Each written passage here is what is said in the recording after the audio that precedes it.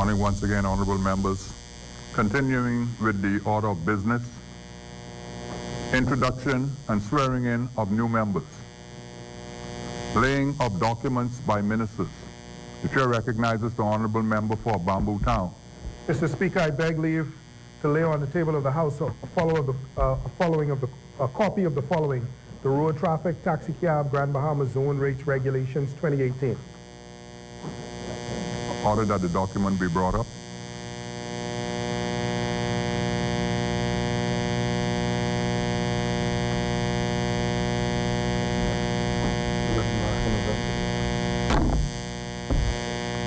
Order that the document do lie on the table. Further laying of documents by ministers.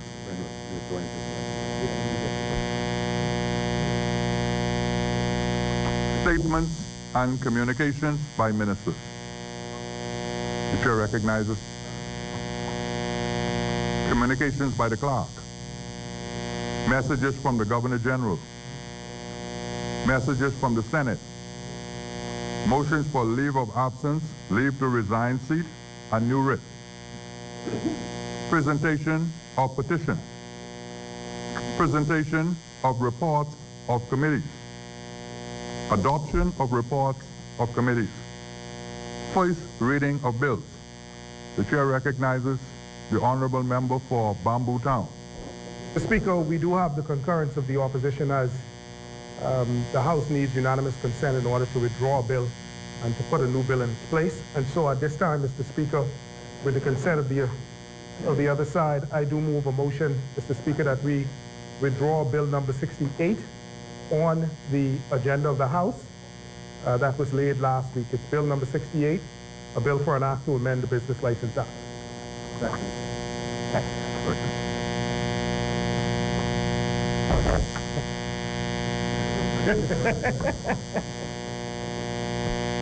Number 68.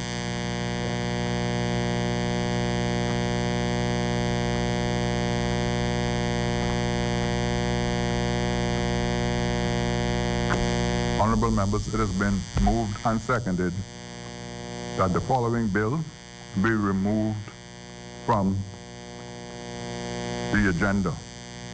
A bill for an act to amend the Business License Act. As many as are in favor will remain seated. Those who oppose will stand.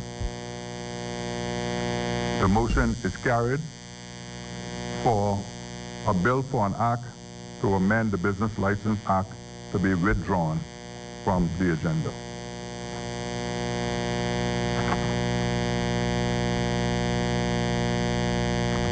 Further, first reading of bill. The chair recognizes the honorable member for East Grand Bahama. Mr. Speaker, I beg leave to lay on the table of the House a bill for an act to amend the Business License Act. Mr. Speaker, as you would have just withdrawn the last bill that was laid last week, this is just to clarify that the only portion of the Business License Act we want to amend is the portion with respect to the requirement for bank statements, certification of bank statements. So it's a very narrow amendment to which want to. Thank you, honorable member. So, this first reading. Mayor, you have a copy?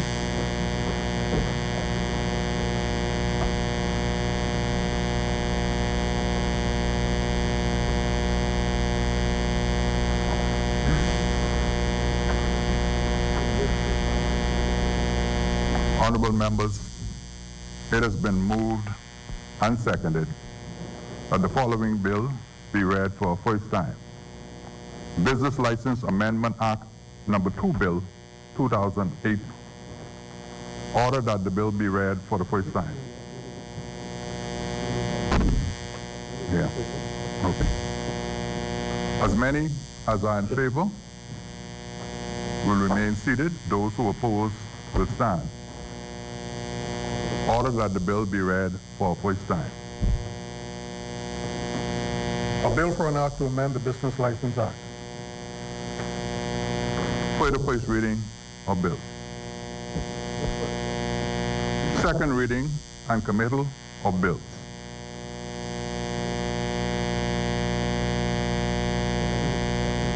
Second reading and committal of bills. The chair recognizes the honorable member for East Grand Bahama. Thank you, Mr. Speaker. Mr. Speaker, I rise to address this House on the 5 very important pieces of legislation that was tabled in Parliament last week, which will have an impact on the way entities in the Bahamas are structured and are affected by administrative and tax matters going forward. The 5 bills that we will debate today as a compendium of bills with the concurrence of the official opposition are the Commercial Entity Substance Requirements Bill 2018, the Removal of Preferential Exemptions Bill 2018, the Register of Beneficial Ownership Bill 2018, the Nonprofit Organizations Bill 2018, and the Penal Code Amendment Bill 2018. Mr. Speaker, these progressive pieces of legislation establishes new regulations to govern the financial services sector in particular, and to bring them in line with the international standards and domestic law as it relates to substance, equal tax treatment, ownership registration, reporting, and fee requirements.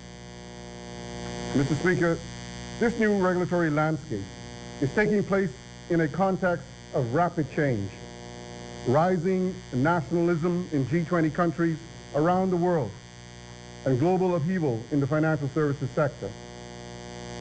It was brought about, oddly, as a consequence of globalization, which these same actors, the G20 and developed countries, promoted when it was to their advantage, with many countries now attempting to curtail the unintended consequences of free movement and access of their citizens and money to offshore financial centers for investing and management purposes.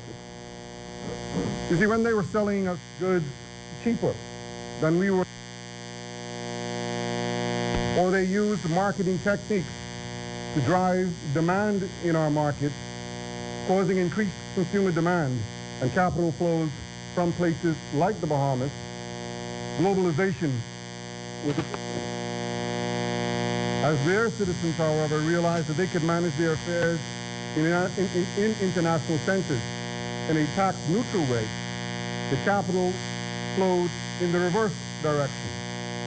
And globalization in terms of international financial services became bad and had to be stopped as the tax base in these so-called developed countries is being unfairly eroded. It is kind of hypocritical, but nonetheless, the reality we all face today. This has led to a new round of efforts by the EU and the OECD, the European Union and the Organization for Economic Cooperation and Development countries to further tighten international financial and tax transparency standards and cooperation protocols to further combat tax avoidance and harmful tax practices.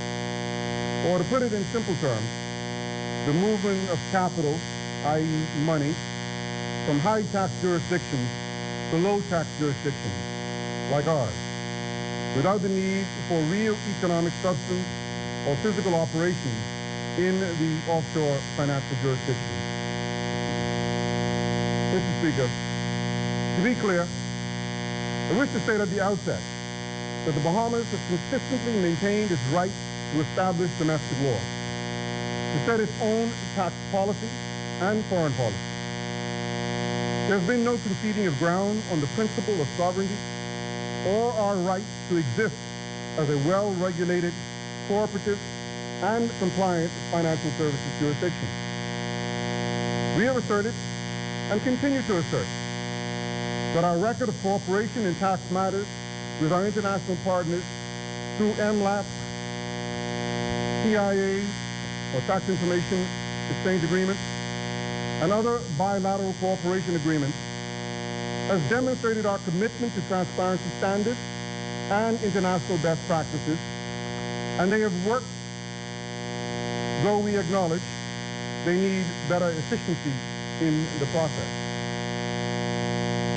As a small island state, however, Mr. Speaker, there are limitations to the influence or force in which the Bahamas is able to assert its position against these global initiatives that are being coordinated and presented not only by the G20 and the OECD countries, but by countries around the world as they all seek to achieve equality and equity in the face of CRS, Common Reporting Standards, automatic exchange of information, and base erosion profit-shifting realities. It must be emphasized for those who claim that the Bahamas has or is not fighting hard enough, that those who seek to make this political argument, and those who seek to make this a political argument or debate, I remind them that this fight has been ongoing since 2000, and through successive governments with little ability to stem the tide of change. Though we might be able to debate the proactive nature of one government over the other in dealing with the substantive matters that bring us here today, there should be little debate that the actions being taken are necessary given the current climate and imperative to do all we can to protect this valuable financial services industry. We must accept that the Bahamas is not alone in having to adjust its laws and revenue structure to comply with the global standard. All countries around the world, from big to small, are faced with the same challenges. The G20, through the OECD and the EU, as a bloc, have converged to establish these rules, with the power of financial and trade sanctions and penalties that would make it very difficult for countries to operate, even outside the financial services sector, if we are blacklisted. Such blacklisting, even without the prospects of penalties, causes reputational damage that concerns existing and potential investors and can significantly harm our economic stability, growth prospects, and untenable risk for a young country with high debt, high unemployment, limited human and physical capacity. Mr. Speaker, the new provisions contained within these bills seek to preserve the Bahamas' position as a significant global financial services center and to enhance our value proposition as a premier jurisdiction of choice for the conduct of quality wealth management, asset management, and asset protection services in compliance with international regulatory standards. Mr. Speaker, the Bahamas was asked by the European Union Secretariat of the Code of Conduct Group for Business Taxation, which I'll refer to as the EU, to address concerns under Criteria 2.2 with regards to jurisdictions facilitating offshore structures or arrangements aimed at attracting profits which do not reflect real economic activity or substantial presence in the Bahamas, and the absence of a corporate income tax or a nominal corporate income tax, which they considered, the EU, the OECD, which they considered harmful to the global tax system. The Bahamas was also asked to address the absence of a searchable beneficial owners registry that will allow authorized designated persons to efficiently produce information on beneficial owners of entities of interest to taxing jurisdictions. Mr. Speaker, I will begin with the Commercial Entities Substance Requirements Bill 2018. The Bahamas has up to now had two types of corporate structures for business. Companies incorporated under the Companies Act, 1992 I think it is, was amended, which are primarily domestic operating companies, local retailers, for instance, and construction companies, local service providers, that have real offices or storefronts and staff in the jurisdiction. Secondly, companies incorporated under the International Business Companies Act, or IBC, the premier investment vehicle of choice for individuals and international institutions or offshore investors that may or may not have had an office with staff in the Bahamas.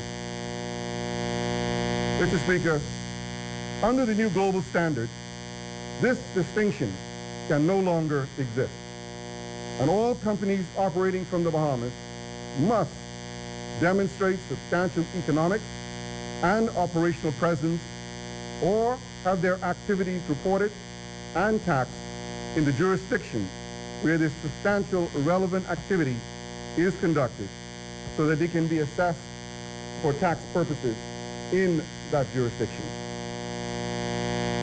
The Ministry of Finance, together with the Office of the Attorney General and Ministry of Legal Affairs, the Ministry of Financial Services, Trade and Industry and Immigration, along with industry representatives, have been engaged in discussions with the EU and the OECD and reviews of relevant domestic and international legislation for almost a year now, which we have benchmarked against new draft legislation to address the EU's concerns and to ensure that the right balance of business, economic sustainability, viability, and compliance with international standards and best practices are achieved. The bill before us reflects the results of this work, extensive consultation with industry, international partners, and subject experts.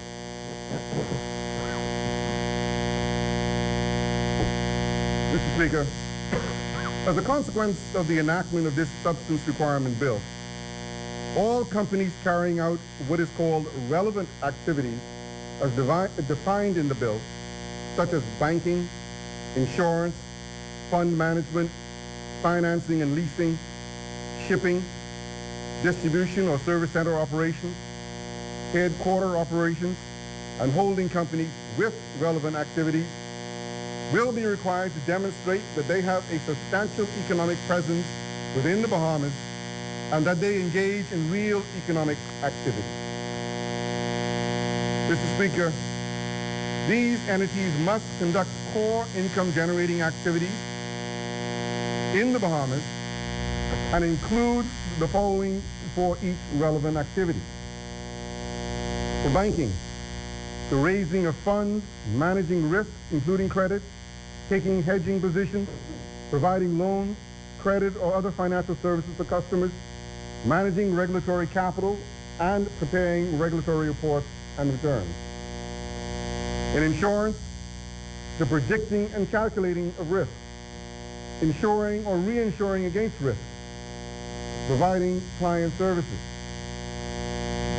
In fund management, the taking of decisions on the holding or selling of investments, calculating risks and reserves, taking decisions on currency or interest fluctuations and hedging positions, preparing regulatory reports for government authorities and investors. In financing and leasing, the agreeing of funding terms, identifying or acquiring assets to be leased in the case of leasing, setting the terms and duration of any financing or leasing, monitoring and revising agreements, and managing any associated risks. Headquartering, the taking of relevant management decisions, including incurring expenditure on behalf of group entities and coordinating group activities. In shipping, the managing the crews, including hiring, paying and overseeing crew members, hauling and maintaining ships, overseeing and tracking delivery, determining what goods to order and when to deliver them, organizing and overseeing voyages. In distribution or service centers, the transporting and storing of goods, managing stock, taking orders and providing consulting or other administrative services. And these are just some of the requirements, Mr. Speaker. Mr. Speaker, there are enhanced substance requirements for intellectual property income. There are enhanced substance requirements for intellectual property income generating included entity, and again speaks to the legitimacy of the activity in the jurisdiction as domicile for taxing rights.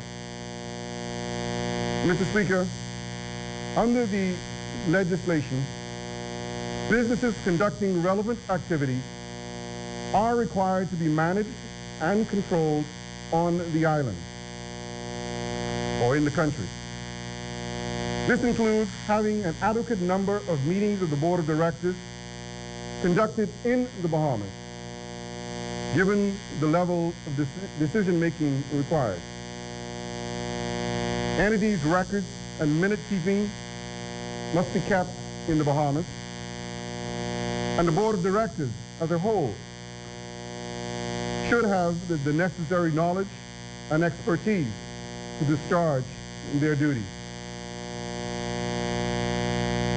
So you can't just pad a company with a bunch of nominee directors.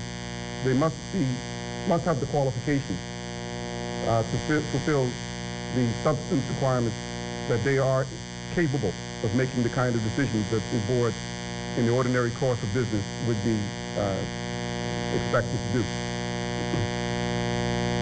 Another requirement of the core income generating activities is that companies are required to have an adequate number of full-time employees in relation to the activity who are physically present in the Bahamas. They must also have adequate amount of annual operating expenditure within the Bahamas and to comply with the substance requirements and reporting obligations mentioned under clauses 10 and 11 of the bill. So, mind of management, physical presence, adequate qualified staff to carry out those activities. As I mentioned earlier, last week when I presented the bill, or when I presented my communication, these features alone, Mr. Speaker, we believe will offer opportunities for local service providers and local employees or local talent to be employed in real substantive activities in respect to operations that may have been operating from the Bahamas for which there was not a requirement for any physical presence in the country. So, exactly, that is again, we are absolutely, there, as the leader for the opposition rightly says, there is, as I mentioned last week, a risk that some entities may decide that they wish to exit the jurisdiction. And of course, we can't control that. The truth of the matter is that there is no place to escape to, because all countries will be subject to the same requirements, other than one that we know of. And you know, there's nothing, again, as they say, all animals are equal except for some, or how it goes, something like that. Some more equal than others. But we don't, and I want to say here for the record of the House that we don't shy away from pointing that hypocritical position out, even with our powerful friends. We point that out all the time. But again, and again, as I said earlier, we would love to be able to hide behind our friends, because there's a perception, and I want to address it. There is a perception that somehow in this global fight against what we may consider overreach, in the fight against or the fight for tax transparency and the elimination of harmful tax practices, that we somehow can find some friends that we are able to piggyback on or hide behind or ride on their coattails. Let me dispel that myth, Mr. Speaker. The reality is that we have no friends when it comes to tax matters and transparency and the elimination of harmful practices. The G20, as late as last week at their meeting in Buenos Aires, Argentina, reaffirmed their commitment to the elimination of harmful tax practices and towards tax transparency and cooperation. The United States, who we consider our friend, and some believe that we can prevail on some individuals or some bodies to work on our behalf. The United Kingdom, who is our mother country, who some believe that has some parental or maternal love for us, who might look out for us, are also part of that G20.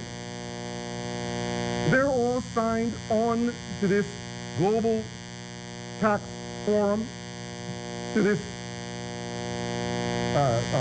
OECD move towards the, as they call it, the leveling of the playing field when it comes to tax practice. So it is unreasonable to expect that any one of these constituent members, be they friend or foe, are going to stand up and say, we want tax transparency, we want the elimination of harmful tax practices, except for the Bahamas, who are our friends. It's unreasonable. So I want to dispel that notion, because we hear it all the time. And as the foreign minister says, we make these interventions all the time.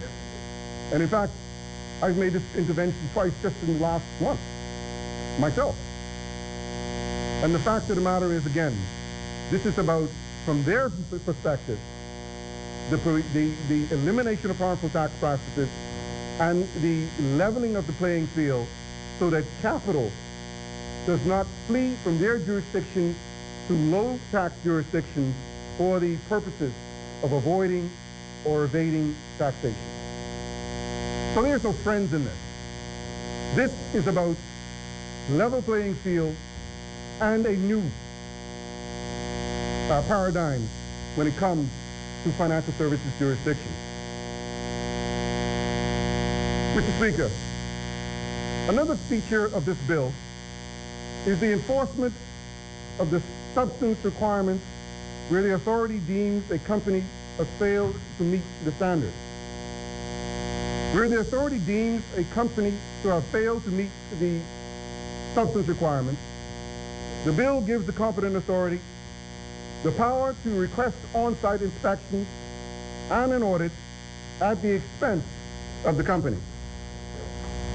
If the audit reveals deficiencies, the entity shall be issued a notice of non-compliance from the authority stating the areas where remedial measures are required and a deadline for compliance.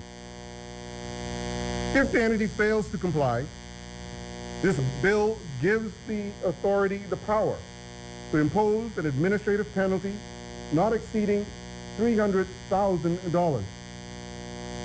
In the event the authority concludes that the entity is a willfully non-compliant entity, the authority shall direct the Registrar General to strike the company off the Register of Companies.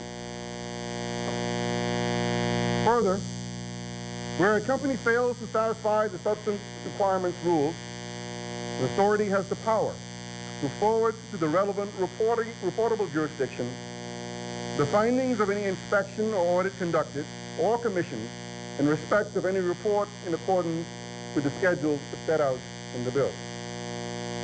Mr. Speaker, the reportable jurisdictions are listed in the second schedule of the bill. Mr. Speaker, in essence, the intent of the Commercial Entity Substance Requirements Bill 2018 is to make the activities of an entity commensurate with its presence in the Bahamas.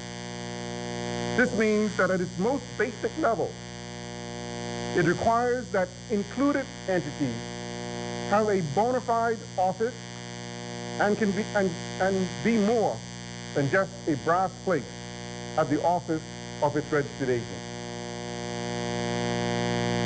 The entity should also have tangible assets with a direct connection to its business, and the entity should be in compliance with all reporting obligations within the jurisdiction.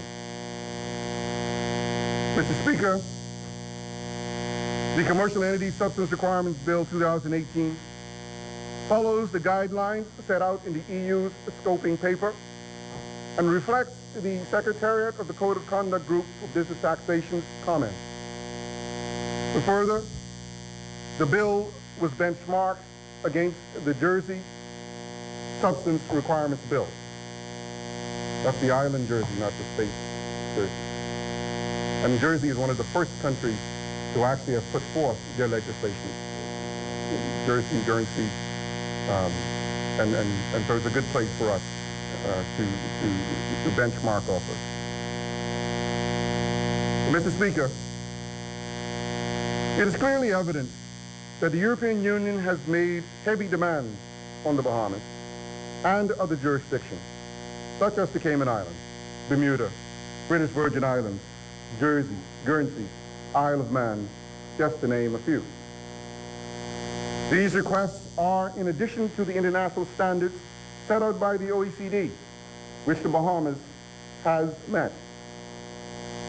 The EU has sent a clear message that substance requirement legislation must be passed by 31st December 2018 in order to avoid being blacklisted.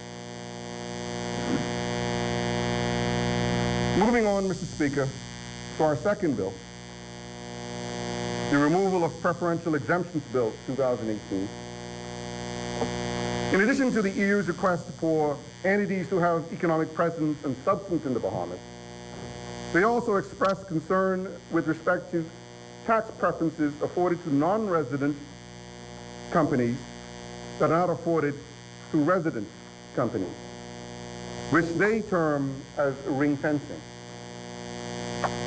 Speaking broadly, these preferential advantages are in the form of a number of tax exemptions and principally having regard to stamp tax and business license fees, which are currently applicable to domestic companies, but exempt for companies with strictly international operations. Mr. Speaker, we are doing away with these tax exemptions, and with the coming into force of the bill, we will be removing what the European Union terms as harmful characteristics of the Bahamas' tax regime. In the global effort to combat harmful tax practices, ring fencing is being eliminated so that no one particular entity offers an advantage from a tax perspective over another. We are removing the exemptions on the IBCs in some cases, and in other cases, we are dismantling domestic companies, we are granting domestic companies some of the advantages previously enjoyed exclusively by IBCs. The net effect will be to equalize the two types of companies so that each is able to do what the other can and exposed to the same tax obligations. Companies incorporated as of December 31st will benefit from this new policy effective January 1.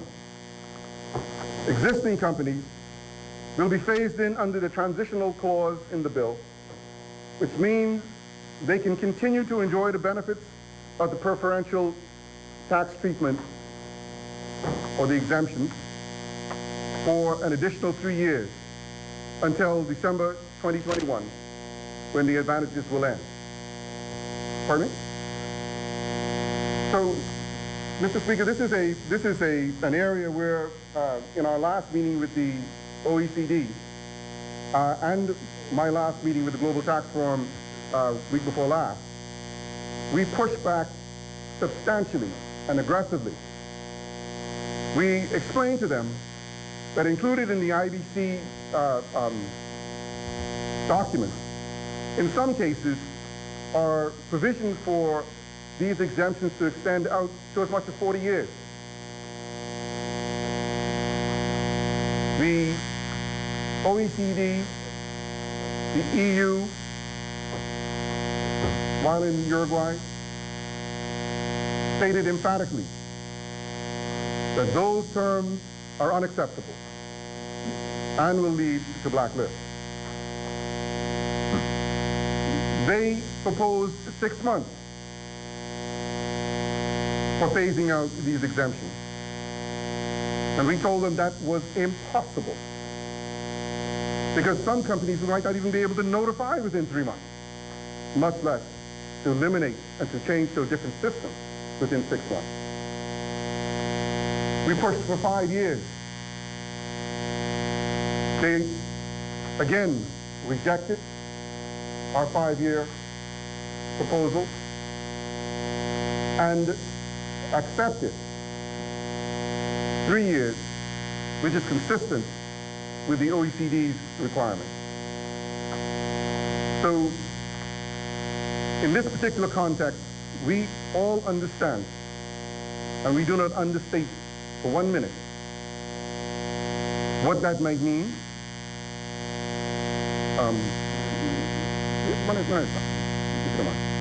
I'll come back to it.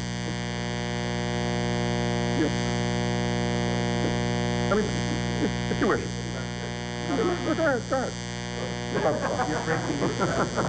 The chair recognizes the honorable member for Cat Island, Rumpkins, and Salvador. No, but Speaker, just,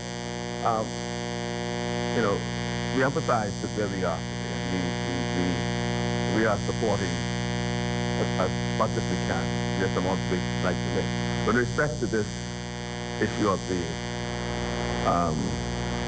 exemption and as it were, breaking down the ring fencing. The question I'm asking is, under our constitutional regime, whether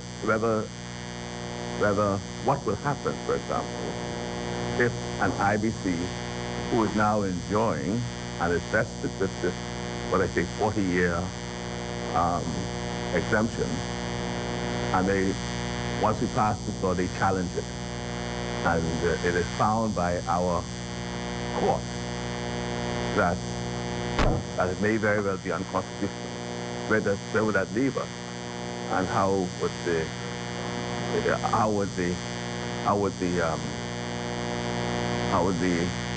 OECD treat that? I mean, that is of concern to the industry. Yeah, Cat Island, Rumpkin, and San Salvador. And it is one that has been considered.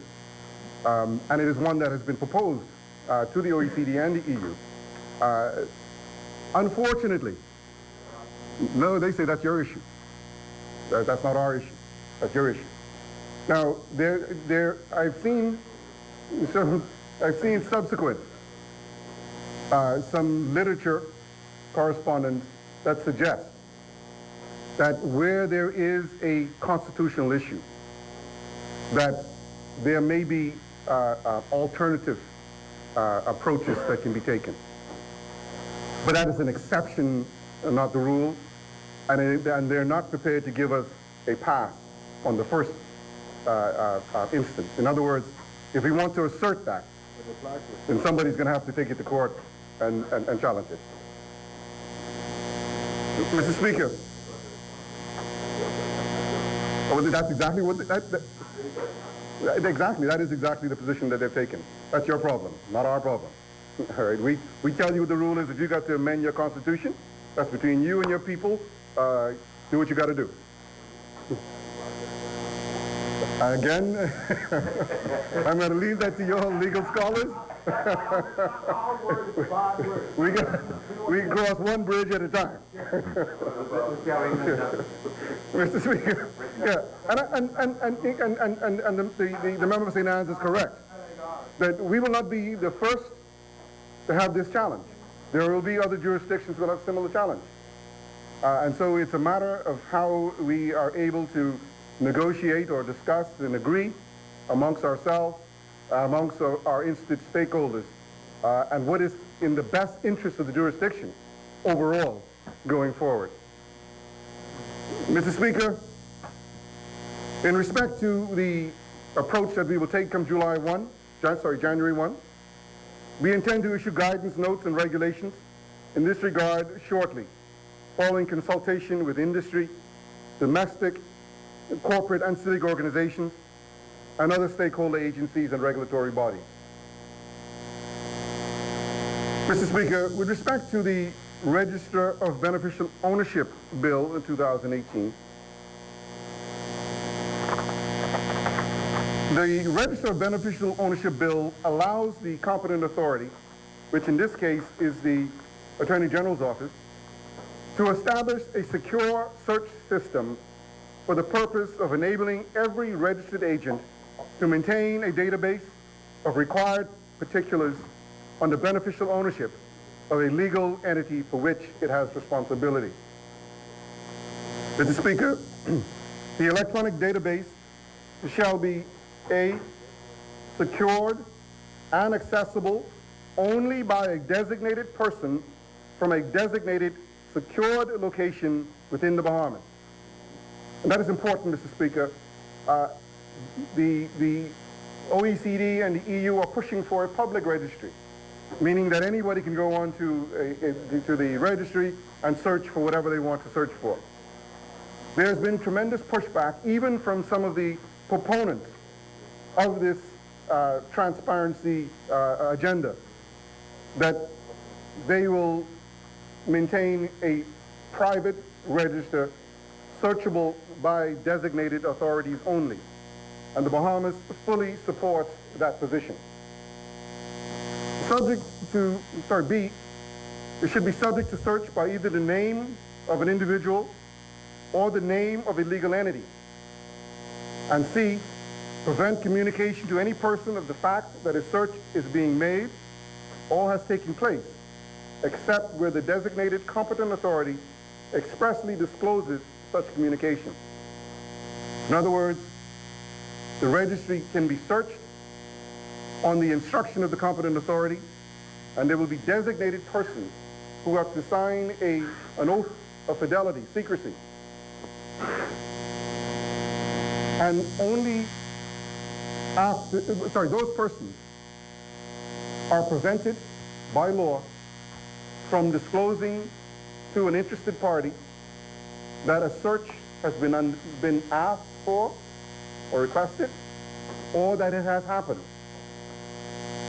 But that is a tremendous tool, if you will, in the fight against organized crime and other offenses, if I may put it that way. Mr. Speaker, the Register of Beneficial Ownership Bill 2018 will address the gaps in the current Companies Act with respect to the maintenance of beneficial ownership information by corporate and legal entities and the Registrar General. The more notable sections of the bill are Section 8 to 16, which places a grave responsibility on the registered agent to identify and verify beneficial owners. Section 9 stipulates that the particulars of information to be entered on the database with respect to each corporate and legal entity, and with respect to each beneficial owner of the corporate or legal entity, to each registrable legal entity of the corporate and legal entity, and with respect to an exempt person. Section 10 provides for the retention period of beneficial ownership information in cases of dissolution or where the legal entity ceases to be a corporate or legal entity. In Section 11, provides for beneficial ownership information to be kept up to date by duty to keep beneficial ownership information by registered agents and or a corporate and legal entity.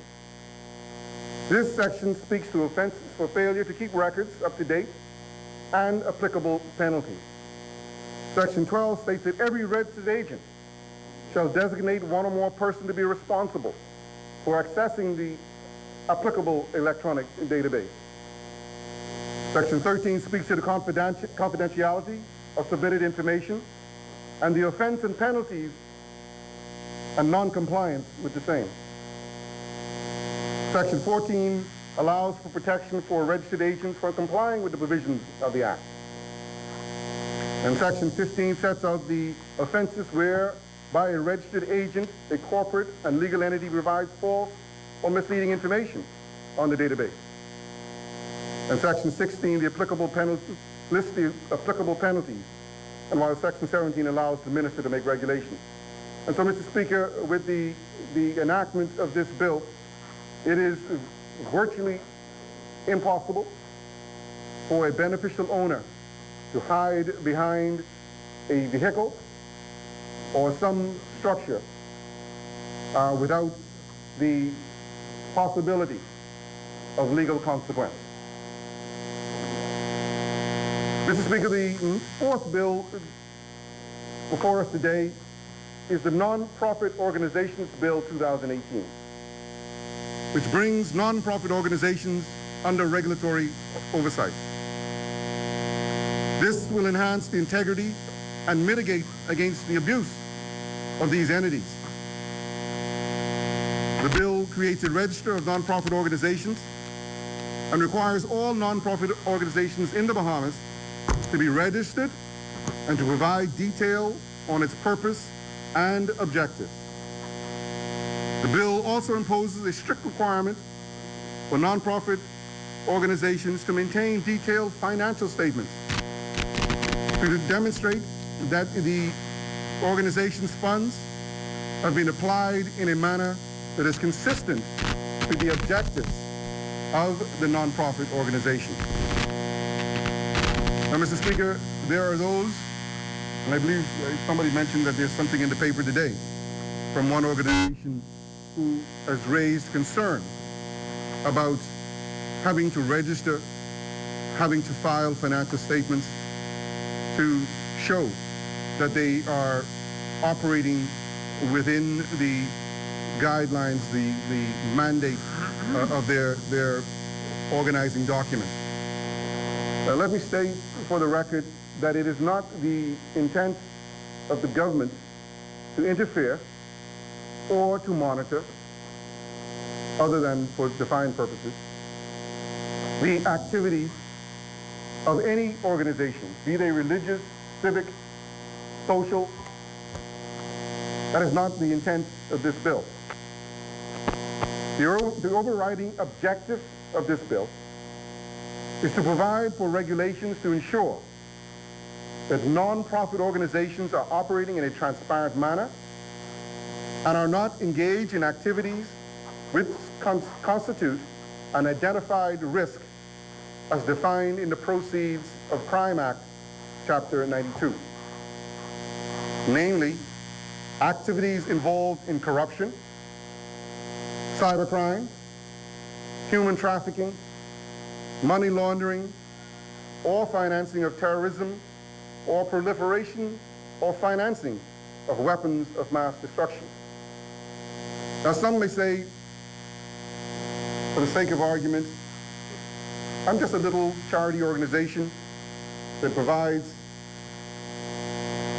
some, let's use a feeding center for indigent people in the community. I don't know anything about financing. I'm not involved with anybody that is questionable as far as I'm aware. We receive donations and we use those donations for the purpose as established.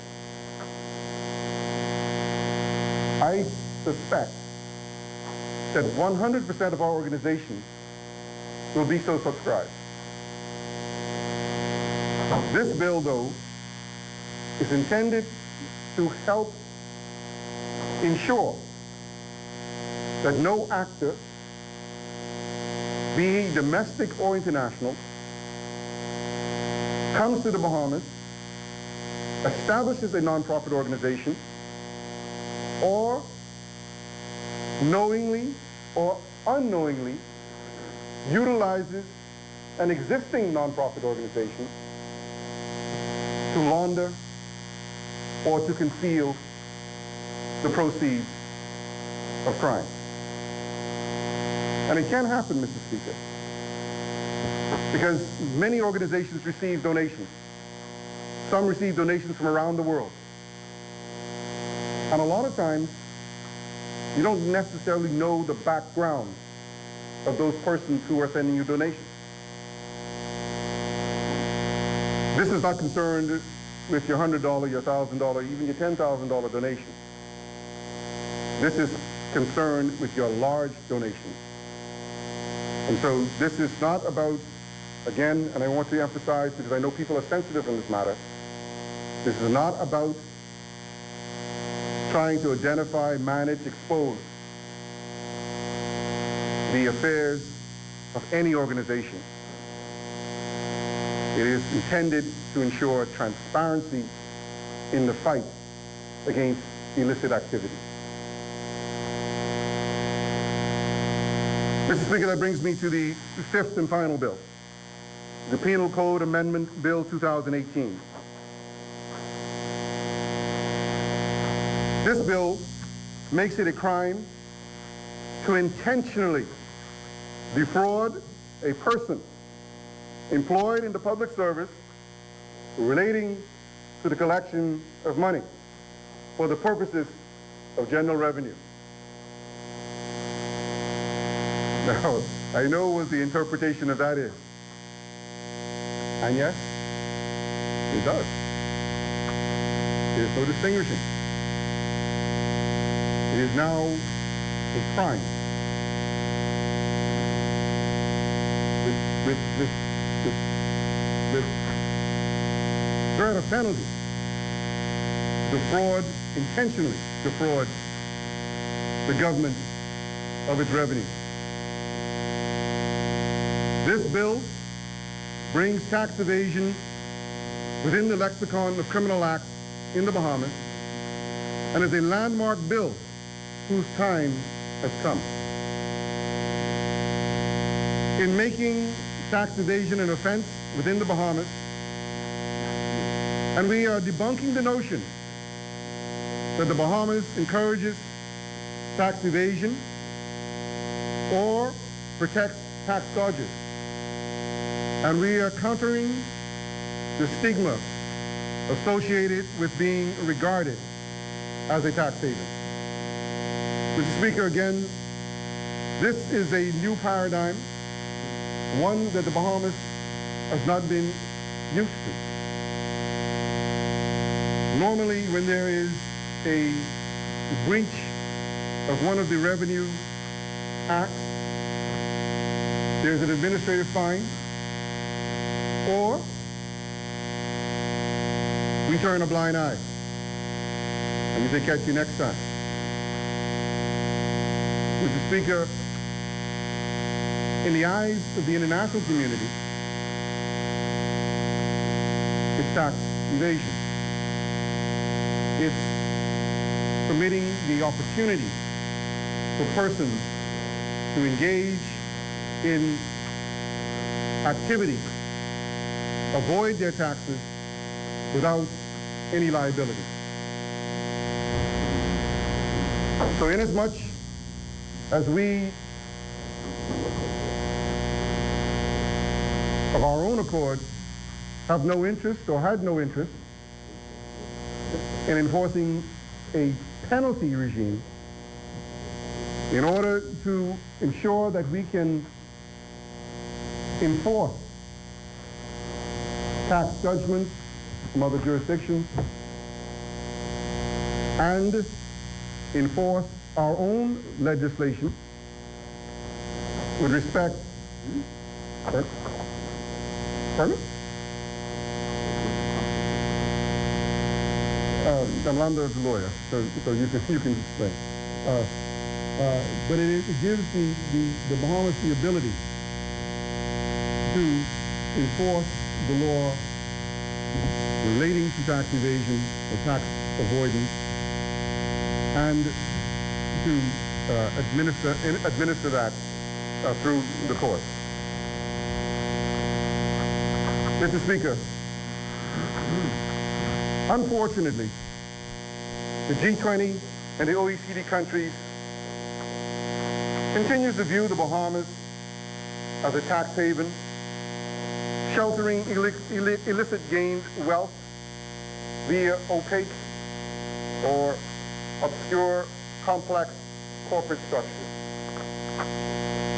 These bills presented today and the necessary business fee structure changes that it requires is another plank in our transparency regime, which sends a message to the international business community, including the European Union, the OECD countries, the G20, and all the rest, that the Bahamas is open for legitimate business.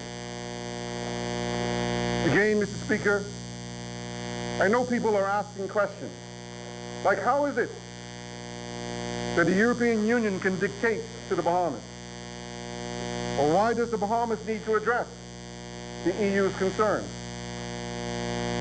Mr. Speaker, I will take you back to March of this year, when the European Union Code of Conduct Group issued a list of non-cooperative tax jurisdictions, and the Bahamas was placed on that list.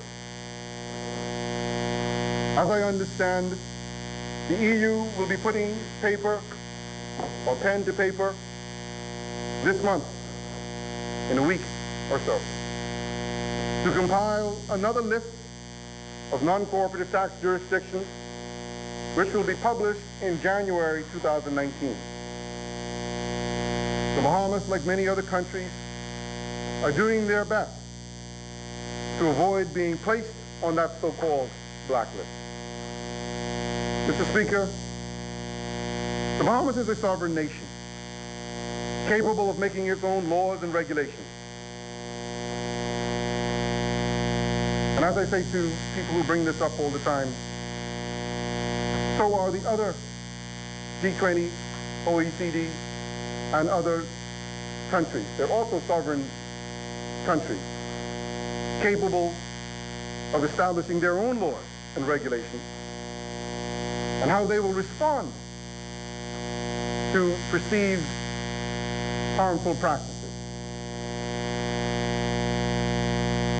So this is not a one-way, where we can say we're not going to do this and believe that the rest of the world is just going to leave it alone. There are penalties for non-compliance. Again, it's your right to not comply, but there are consequences. Financial services is our second industry, which provides high-level jobs, and this is reflected in the significant 15% contribution to the gross domestic product of the country. The Bahamas is a premier international financial center, conducting trade and business with EU member states, its citizens, and other reputable jurisdictions and financial markets. To be placed on a blacklist, again, would potentially result in financial institutions leaving the jurisdictions, causing loss of jobs. Banks implementing de-risking strategies, which puts them at risk of losing access to global financial systems, and the withdrawal of corresponding banking relationships from our domestic banks.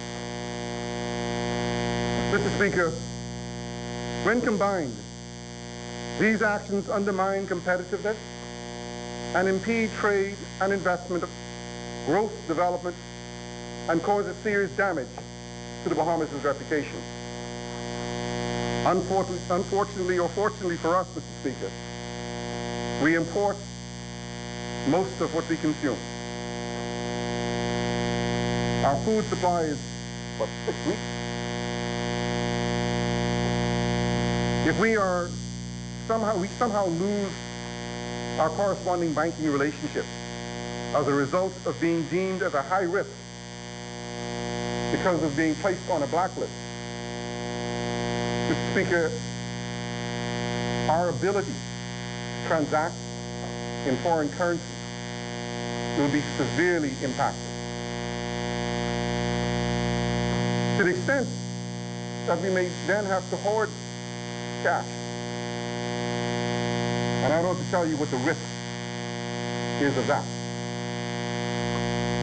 So the protection of our reputation, the protection of our system is of absolute importance and rises above any feelings of nationalism, xenophobia, hurt feelings. Some say pettiness. It rises above all of that. This now is a matter of national importance. And we have to treat it as such. Mr. Speaker, I think just the former member Chicago Line wrote a book, Somebody Moved My Concord, something like that. Who moved my conch? Well, somebody move our conch. And we can be angry about it. We can be angry about it. Or we can risk not only losing the conch, but the sheep and the goat and everything else. So I'm trying to make this as simple as I can, and non-political as I can, because I want everybody to understand that this is important. Not just for the intellectuals, not just for those who are engaged in the financial services sector. Because while they may feel it first, it will trickle down to the ordinary way that we do business. And I don't want to touch the craft. Definitely don't want to touch my craft. More ways than one. So this is important, Mr. Speaker. What we're doing here today is a watershed moment. It is signaling a new path for the Bahamas. But I am confident that the talent and professionalism that we have in the Bahamas will allow us to not only overcome these temporary roadblocks in our way, but to hurdle them and to provide and to find new paths and new opportunities to take advantage of that which is built to destroy us. I firmly believe that, Mr. Speaker. And already, yesterday, I had the honor of...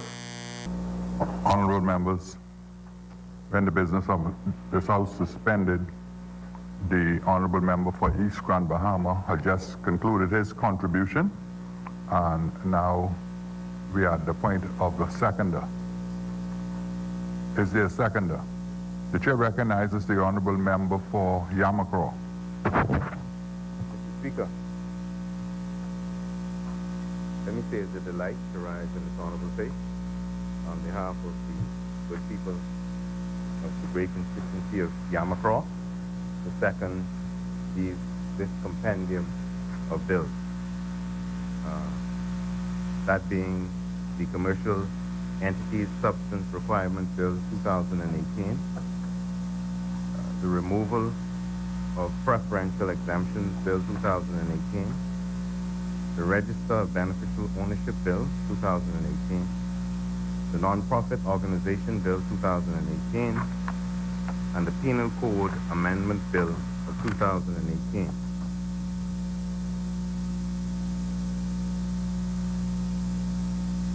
Mr. Speaker, before going into my contribution this morning, I crave your indulgence just to concur with you and Minister of Education and the member for Anglican in commending the teachers, staff, and students of Bahamas Academy who are here this morning and sat through a portion of the first session, and to also concur with them in saying that they are the future of this nation, and that we have an awesome responsibility, Mr. Speaker, as we carry the baton, prepare them in good stead so that they would come in the very near future to run this country and to take it on to the next level. Mr. Speaker, I will begin where the Honorable Deputy Prime Minister ended in saying that this is a matter of national importance. Mr. Speaker, as I've done in the past, I shall do now in giving a brief history of the financial services industry in the Bahamas. Mr. Speaker, we well remember that when we first started, well, it was the Arawak. There were those who came and said that they discovered, but we know that there's a different story to that. And then there was the coming of the people from the great continent of Africa, Mr. Speaker, and the development of this constitutional democracy. First, Mr. Speaker, based on subsistence farming and fishing, and still is for many of us, and tourism. And Mr. Speaker, with tourism, we invited thousands of persons to come to our shores and to invest their time, their energy, and their resources in our country while enjoying the beautiful turquoise environment that our nation has to offer. But Mr. Speaker, we as a country, unlike other Caribbean jurisdictions who went in or continue to sustain industries such as sugarcane and farming, we did a little subsistence farming, but we concentrated on developing financial services and banking, which is now our second pillar, and responsible, as the Deputy Prime Minister said, for some 15% of the employment in this country, largely occupied by the middle class, Mr. Speaker. But Mr. Speaker, after the 80s, the industry as we know it began to receive major consideration from European countries. So beginning with the United Nations conventions of the 80s and the emergence of the Financial Action Task Force 40 recommendations. The Bahamas, like other jurisdictions, had to endeavor to consider issues of money laundering, drug trafficking, terrorism, human trafficking, and cybercrime, Mr. Speaker. And so, Mr. Speaker, thank you.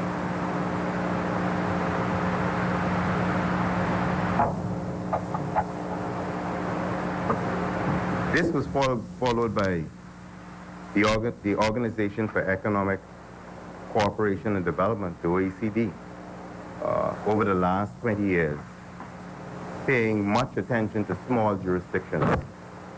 And Mr. Speaker, to get a good understanding of what we're dealing with, as the Deputy Prime Minister so ably put it, finances and resources being brought by citizens of other onshore jurisdictions to offshore jurisdictions like the Bahamas. And other territories, as much as we cry, I wouldn't say cry, as much as we are concerned about taxes, other territories are concerned to get that tax dollars and to trace it wherever it may be, so that they would be able to take their tax dollars, reinvest it in their country to build their roads, their hospitals, to help develop their social infrastructure and whatever have you. That is what we're dealing with. Now, with the onset, Mr. Speaker, of drug trafficking, human trafficking, and a number of other identified risks, as the Deputy Prime Minister indicated, cybercrime or whatever have you, there's been a great concentration coupled with trying to get those funds by those onshore jurisdictions through those multinational bodies which show very little pity to countries like the Bahamas in terms of how they do it. So in the last 20 years, the goalpost, and we all agree, has been moved over and over, Mr. Speaker. And what we've seen for the last 20 years, which spans a number of administrations, is you've seen legislations being passed from the 2000 to 2000. First being the Bank and Trust Companies Regulation in 2000, the Central Bank of the Bahamas Act 2000, the Financial Intelligence Unit Act 2000, the Proceedings of Crime Act 2000, the Financial and Corporate Services Act 2000, the Financial Transaction Reporting Act 2000, which established the Compliance Commission, the International Business Companies Act 2000, the Evidence, Proceeds, in other jurisdictions Act 2000 and the Criminal International Corporation Act 2000, Mr. Speaker. And over the years, Mr. Speaker, both administrations, you would have seen, would have been involved in the process of amending and re-amending legislation as these countries try their best to either stop international crime, trafficking in humans, terrorism, counterterrorism financing, the proceeds of crime, or simply to just trace that dollar, to get it back on shore to do what they need to do. And Mr. Speaker, today we face basically the same scenario. Perhaps not the greatest effort is placed by the Bahamas in going after Bahamian citizens wherever they are in the world and saying that we want to get that dollar to come back to the Bahamas, but we see it live and in living color. And so, Mr. Speaker, I brought to this House a report from the Bahamas, which looked at the Bahamas approach to the Common Reporting Standards. And it's a government briefing document, May 2017. Mr. Speaker, and I will lay it on the floor of the House. It was written by Ms. Tanya McCartney, the Chief Executive Director of the Bahamas Financial Services Industry. And one of the things they called for, Mr. Speaker, is that this matter, which is a matter of national importance, which represents some 15% of jobs in the Bahamas and are cut across political boundaries, that it should not be made a political football. But what she did in this document, Mr. Speaker, she takes us on an excursion, as I'm attempting to do, explaining some of the requirements, the legislative adjustments that has to be made in the Bahamas across different administrations and what we had to do to keep pace. And she identifies in April 2018 the visit by Mr. Pascal Salaman, thank you, Director for the Center of Tax Policy. And she goes through, and it's a very important document, very easy read, not too long, but she identifies, as I am attempting to do, the history of the Common Reporting Standards and what both administrations has attempted to do over the years, while still not just trying our best, protecting the national sovereignty of the Bahamas. And most recently, Mr. Speaker, I want to, and I'm not going to be very long, I want to commend the leader of Her Majesty's official opposition and his deputy, and a lady that I admire, the former Attorney General of the Bahamas, Ms. Alison Gibson, who visited with us at the Attorney General's office and gave their commitment to this process, to drive this process through in a way that is in the best interest of the Bahamas. And so I take this opportunity, Mr. Speaker, to highlight that, because I know that in the general community, persons always think that there can never be an ad idem or coming together of the mind of two opposing sides. But, Mr. Speaker, this is a prime example of that. And so, Mr. Speaker, we saw the passing of the legislation that I identified, and now we're here today, Mr. Speaker, at the point where we're considering the compendium of bills that is being laid. And Mr. Speaker, I shall first deal briefly with the Commercial Entities and Substance Requirement Bill. Mr. Speaker, this bill, simply put, requires that a commercial entity that is conducting business in the Bahamas actually has is actually doing business here, but is not just a shell company, right? For the purpose of conducting criminal activity, or those identified as being or labeled as identified risks. And when I say that, I mean corruption, cybercrime, human trafficking, money laundering, financing or proliferation of weapons of mass destruction, terrorism or financing of terrorism, and such other offenses. And so, Mr. Speaker, it requires that there should be some substantial business. It's not just a farce.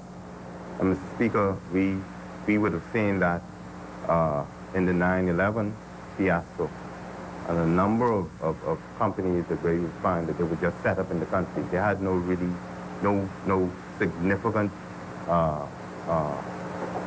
establishment in the country. Nobody's really working here, so this requires that you would have persons employed in the Bahamas, that a significant part of the economic activity would be occurring in the Bahamas, and that it requires for us to have proper recording, Mr. Speaker, and to comply with the reporting requirements, Mr. Speaker. And so, Mr. Speaker, this bill, as the Deputy Prime Minister says, looks at certain industries like banking, insurance, the management of business, financing of business, and it says what is absolutely necessary for one to be doing business in the Bahamas. And so Section 5 looks to the meaning of core income generation. Section 6 speaks to the outsourcing of core income generation. 7 speaks to management and control, and it says, included entity demonstrates substance requirement when the following criteria are satisfied. A, an adequate number of meetings of the Board of Directors are conducted in the Bahamas. There's a quorum of the Board of Directors physically present within the Bahamas. C, the strategic decisions of the included entity made at the meetings referred to in paragraph A must be recorded in the minutes of the meeting. And so, as I said before, Mr. Speaker, is to ensure that when entities claim to be in the Bahamas conducting business, that their affairs are transparent, that they can be monitored by the authorities, and they aren't doing anything that is considered an identified risk, Mr. Speaker. I will now move to the removal of preferential exemption bills, or ring fencing, which simply requires that a foreign entity should not be given a greater benefit than that found in the Bahamas, Mr. Speaker. So the bill seeks to remove the whole concept of ring fencing in the Bahamas and to create a more equal playing field for businesses that are in the Bahamas, Mr. Speaker. Mr. Speaker, I shall now move to the Register of Beneficial Ownership. And Mr. Speaker, the competent authority in these circumstances, Mr. Speaker, is the Attorney General of the Bahamas. Section 4 establishes a secure search system. Says the competent authority shall establish a secure search system for the purpose of establishing every registered agent to maintain a database of the required particulars on the beneficial ownership of a legal entity for which it is responsible. And Mr. Speaker, as the Deputy Prime Minister has indicated, it's not intended to breach the rights of anybody, but where there's reasonable suspicion that an entity may be in the Bahamas and is conducting business that are criminal in nature or that seeks to evade the reporting requirements that the Bahamas is now signed on to. This bill assists us in managing and coordinating these affairs, Mr. Speaker. Mr. Speaker, I shall now go on to the Non-Profit Organization Bill of 2018. And I know that there's been, and I was a part of that, consultation with industry partners, including the church. And I saw and read something that was in the papers this morning. But as the Deputy Prime Minister indicated, this bill is not intended to create an incursion on the private going on of any non-profit institution. But those institutions are registered under the Companies Act, and as such, Mr. Speaker, the world has changed. And we must understand that we live in a global village. And I know sometimes we commonly refer to 9/11 and what has happened in 9/11. And we've seen a number of incidences, the Panama Papers, or whatever have you, where persons seek to set up organizations and their intent, the intent of the organization is diametrically opposed to what they say that the organization will be doing. So this is not an intention to see what's on your balance sheet. This is not a witch hunt for any particular group. This is a realization of our local and international obligation to protect the Bahamas. But more importantly, sometimes when you look at the company's registry, thousands of companies, we invite millions of persons to come to the Bahamas. And we have an obligation in saying that the Bahamas is the best place to be, to ensure that persons come in, whether or not they're human beings or legal persons in the form of companies, that they are fit and proper, and they are the persons or companies that should be in the Bahamas, so that we can protect the sovereignty of the Bahamas and the reputation of the Bahamas. And the simple intent of this bill, Mr. Speaker, is to do just that. And so, Section 7 speaks to the registration of non-profit organizations, the renewal of the registration, and we have found that there are a number of non-profits that are being registered and has never been renewed. They just sit on the book. You know, Mr. Speaker, unlike companies, this, in knowing who are the beneficials or who are the non-profits in the country, is like knowing who is moving in and out of the country. And the time must come, Mr. Speaker, as we're doing with non-profits, that we must know everybody that's in the Bahamas, when they come and when they go. That is the way how the world is moving. About 8 years ago, I had an opportunity to visit Dubai, and some other countries, and just recently. And they know they can track almost everybody that come and go, because they understand the obligation that they have, not just to their country first, to the citizenry, but everybody that's going and coming from that country. And that country is one of the major economic centers of the world. And so to protect one of the major international centers of the world, there are certain things you have to do. And we are at the point, Mr. Speaker, when we look at smart government or whatever have you, that we are going to have to make that decision that everybody that comes and goes from the Bahamas, we must know that. So, simply put, Mr. Speaker, this bill, the non-profit organization bill, is designed to do just that.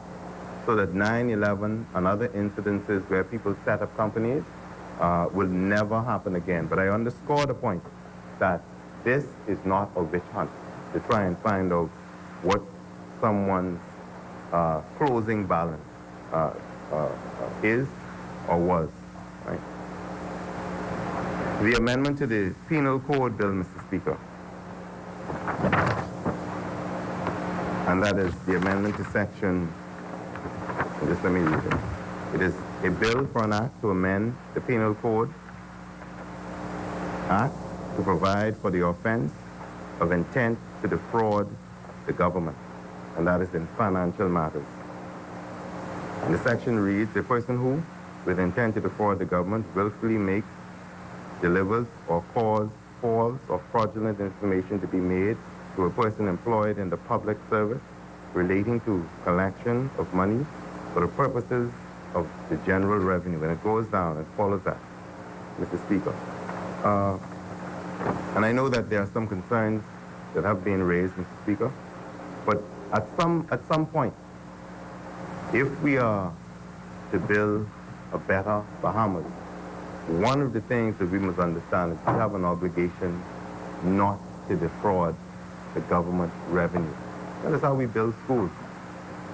That is how we build roads. That is how we pay the payment for public servants.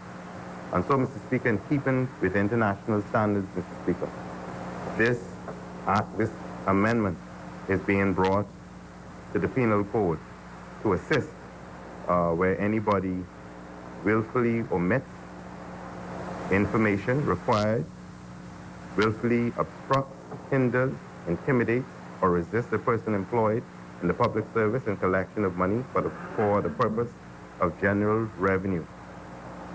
So, Mr. Speaker, I stand today to second these bills being the Commercial Entities Substance Requirement Bill, the Penal Code Amendment Bill, the Non-Profit Organization Bill of 2018, the Registered Beneficial Ownership Bill, and the Removal of Preferential Exemptions Bill, Mr. Speaker. Mr. Speaker, I would just like to reiterate what I said before, and that is, as I started, that these are matters of national importance. It represents the consideration of our second pillar, and how do we preserve it? How do we make the transition, Mr. Speaker? And so, Mr. Speaker, without more, I second and approve these bills. Thank you,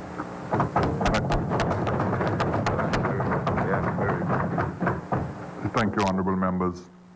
Honorable members, it has been moved and seconded that the following bill be read for a second time and committed. As a matter of fact, it's a compendium of bills listed as number 69 through 73 in our notices of motions. And the lead bill being a bill for an act to provide for substantial economic presence and annual reporting of a commercial entity carrying on relevant activities in the Bahamas and for connected purposes. As many, the chair recognizes the honorable member for the Exumas and Ragged Island. The chair recognizes the honorable member for Bamboo Town. Thank you, Mr. Speaker. This is a good point for us to take our lunch break. So, Mr. Speaker, I do now move that the House suspends until 3 p.m. this evening. Is there a second? Second.